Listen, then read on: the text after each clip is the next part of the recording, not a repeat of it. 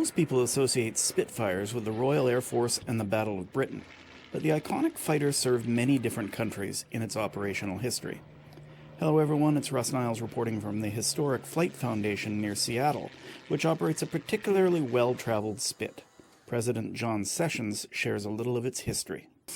This is a Spitfire Mark 9E in the midst of a 100-hour or annual inspection under a maintenance program.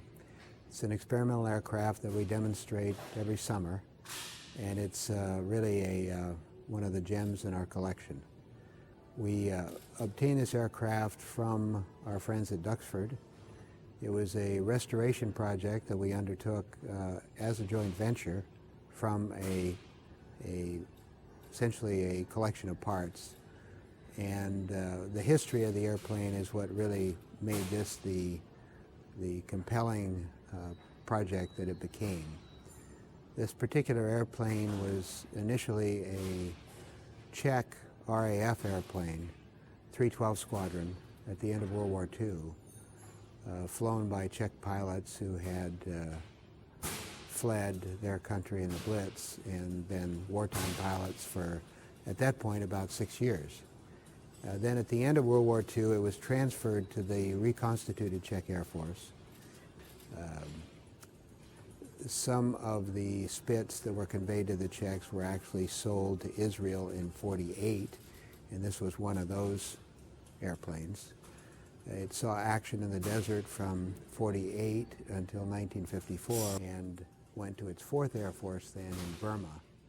It was discovered by collectors in the '80s in a museum in Mandalay. The paint scheme that we chose for the airplane is the Czech Air Force paint scheme for the 3 years it was in existence. The gentleman who flew this airplane and who was also an incredible pilot for the RAF in World War II was a guy named Karel Posta.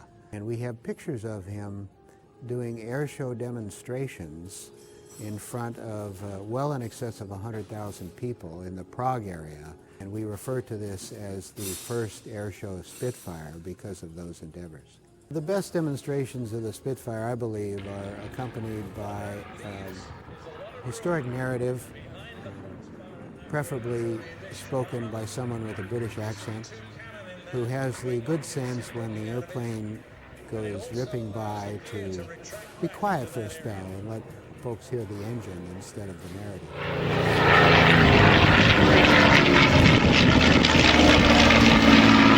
This has been Russ Niles reporting for AvWeb. Thanks for watching.